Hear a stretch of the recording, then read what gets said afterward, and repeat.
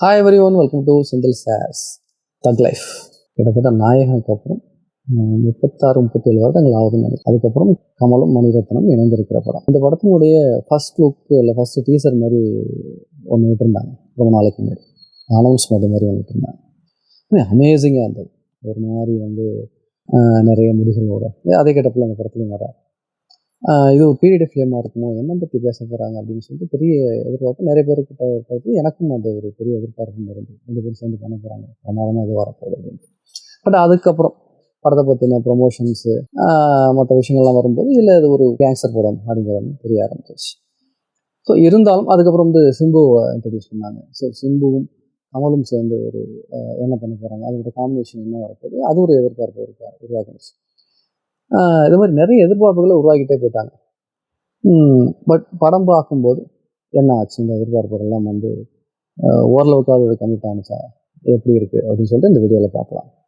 நம்ம சேனலை இது வரைக்கும் சப்ஸ்கிரைப் பண்ணலாம், சப்ஸ்கிரைப் பண்ணுங்கள். இந்த வீடியோ பிடிச்சிருந்ததுன்னு லைக் பண்ணுங்கள், ஷேர் பண்ணுங்கள், சப்போர்ட் பண்ணுங்கள். படத்தினுடைய கதை அப்படின்னு சொல்லிட்டு பார்த்தோம்னா, அடித்து தேய்ச்ச கிட்டத்தட்ட 1000 இல்லை லட்சம் தடவைக்கு மேலே அடித்து தேய்ச்ச எல்லா லாங்குவேஜ்லேயும் எல்லா கண்ட்ரிலையும் இன்டர்நேஷ்னல் லெவலில் எல்லா இதுலேயும் ஒரு கேங்ஸ்டர் கதை தான்.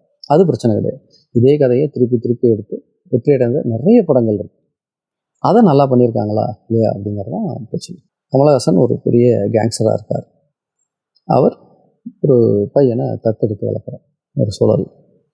அவர் தான் சிம்பு வளர்ந்து பிற்காலத்தில் இவருடைய இடத்துக்கே வர்றதுக்கு அவர் ஆசைப்படுறார். சில சூழ்ச்சிகள், சில சூழல்கள்னால கொலை பண்ணுற அளவுக்கு கூட போயிடுறார். இதுக்கப்புறம் என்னாச்சு அப்படிங்கிறது தான் என்னுடைய கதையாக இருக்குது. இதில் சப்ளாட்டம் இருக்குது. சிம்புவனுடைய தங்கை ஒருத்தங்க இருப்பாங்க, அவங்க காணா போயிடுவாங்க. அவங்கள தேடணும் அப்படின்னு சொல்லிட்டு ஆரம்பத்தில் சொல்கிறாங்க. அதுக்கப்புறம் அவங்களும் மறந்துடுறாங்க, நம்மளும் மறந்துடுறோம். கிளைமாக்ஸ் தான் திடீர்னு அவங்க ஞாபகம் நமக்கு அந்த விஷயத்தை போட்டு காமிக்கிறாங்க. நமக்கு மறந்து போயிடுது சுத்தமாக. அதனால் அது ஒன்றும் பெரிய இம்பேக்டை ஏற்படுத்து. செக்கச்சிவந்த வானம் பார்த்துருந்தீங்கன்னா திருப்பியும் அந்த படத்தை வேற ஒரு வடிவில் பார்த்த மாதிரி இருக்கும். அதையும் நாயகன்லேருந்து கொஞ்சம் ரெண்டுத்தையும் மிக்ஸ் பண்ணி புதுசாக ஹீரோஸை வச்சு பண்ண மாதிரி தான் இந்த படம் வந்திருக்கு. அதையும் சரியாக பண்ணியிருக்காங்களா அப்படின்னு கேட்டிங்கன்னா இல்லை.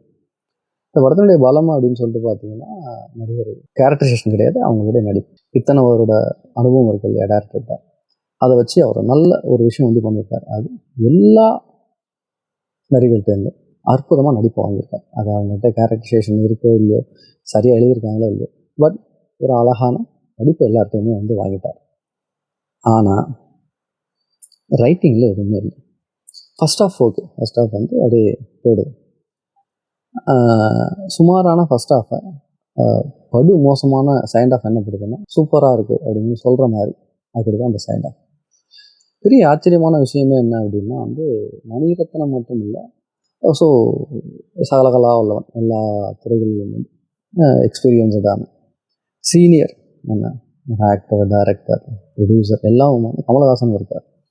ஸோ 2 பேரும் சேர்ந்து ஒரு கதையை உருவாக்குறாங்க அப்படின்னா அதில் என்ன மாதிரி இருக்கணும். பட் குப்பை மாதிரி இருக்குது சைண்டா, படுமோசம். ரொம்ப காலத்துக்கு முன்னாடி அப்போ வந்தப்பயே ரசிச்சிருப்போமான்னு தெரிய முடியாத சிரிக்கக்கூடிய நிறைய விஷயங்களை ஓப்பனாக அதில் வச்சுருக்காங்க. தேட்டரில் பார்த்து நான் சாதாரண சினிமா கோயர் கூட பார்த்து சிரிக்கிறேன், டப்புன்னு சிரிச்சிருவேன். என்ன அப்படின்னா, இது வரைக்கும் நீங்கள் சினிமாவே பார்த்துருக்கக்கூடாது. முதல் முறையாக அந்த சினிமா பார்க்க போகிறீங்கன்னா அது உங்களுக்கு வேணால் ஒரு இம்பாக்டை உருவாக்கும். இன்னும் மிகப்பெரிய 2 பேர் இருக்காங்க. சிம்புவும் நல்ல ஒரு ஸ்டார், இவர் ஒரு ஸ்டார். 2 பேர் ஸ்டார்ஸ், பெரிய ஸ்டார்ஸ் வச்சுருக்காங்க அப்படின்னா எவ்வளோ பூஸ் பம்ப் வரணும். இன்னும் 2 பேருக்குமே ஃபேன் பேஸ் இருக்குது. ஒரு பூஸ் பம்பான சீன்ஸையோ ஒரு சீக்வன்ஸையோ எங்கேயுமே கிரியேட் பண்ணவே இல்லை. என்னத்தை வித்தியாசம் நினச்சிட்டு எடுத்திருக்காங்கன்னா, ஒரு பெண்ணுக்கு 2 பேரும் அப்பா மகன் மாதிரி இருக்கிற 2 பேரும் சுற்றுறதெல்லாம் ஒரு பெரிய விஷயம் நினச்சி எடுத்தாங்களா, இல்லை புதுமைன்னு நினச்சிட்டாங்களா அப்படின்லாம் தெரியல. அதெல்லாம் அந்தளவுக்கு ரசிக்கும்படியாலாம் இல்லை. உங்களோட கோர் அந்த ஹீரோன்னு சொல்கிறோம் இல்லையா, அவருக்கு ஒரு இன்டென்ஷன் என்ன இவங்க இவங்க தங்கையை தேட போகிறாங்களா, இல்லை நல்ல ஒரு வாழ்க்கையை சிம்புக்கு அமைச்சு தர போகிறாரா, எதுவுமே இல்லை. என்ன திருச்சா பண்ணியே இவர் போகிறாரு. மனைவி மேலே நிறைய பிரியமாக இருக்கிற மாதிரி காமிக்கிறாங்க. ஆனால் அவ்வளோ பிரியமாக இருக்கிறவன் எப்படி அதை விட அதிகமாக வந்து வேற ஒரு முன்னாடி போவோம். ஒரு நல்லவரா கெட்டவராம்பாங்க. அந்த மாதிரி ஒரு குழப்பத்துக்குள்ளார போகிறதுனால இந்த கேரக்டர் நமக்கு புரிய மாட்டேங்குது. புரிஞ்சாதானே நம்ம அந்த கேரக்டரை வந்து ஃபாலோ பண்ணுவோம். அந்த கேரக்டர் பிடிக்கும் இல்லை பிடிக்காது. நியூட்ரலாகவே போகுது நிறைய கேரக்டர்ஸ். அதனால் நிறைய எமோஷனலான சீன்ஸ் எல்லாம் வந்து ஒர்க் அவுட்டே ஆக மாட்டேங்குது. என்னப்பா அப்படிங்கிற மாதிரி ஆகிடுது.